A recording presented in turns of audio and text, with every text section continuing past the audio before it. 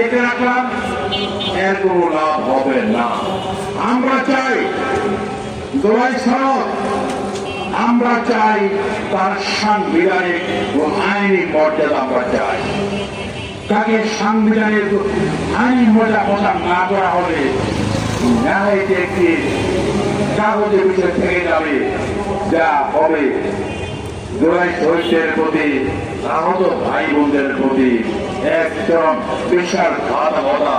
এই জাতি এক বিশ্বাসঘাতকতা করতে পারে না, তা আমার দাবি করছি।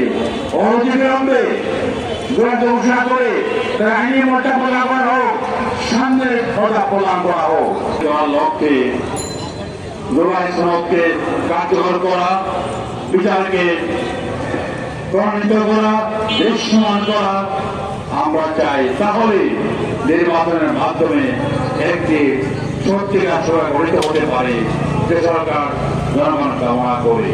আর যারা জুলাই সাহসের প্রতি, জুলাই বঙ্গবাদীর প্রতি, জুলাই শহীদদের প্রতি, তাদের আত্মদানের প্রতি বিশ্বাসঘাতকতা করবে, দেশের মানুষ তাদেরকে গ্রহণ করবে না।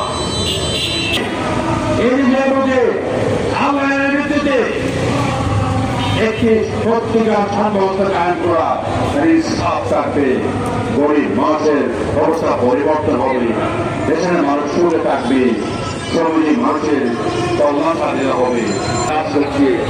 আমরা যাচ্ছি, আসলে আমরা সবাই মিলে চিন্তা করে ধারণ করে আলোকে আমরা বাংলাদেশে এগিয়ে যাওয়ার আন্দোলন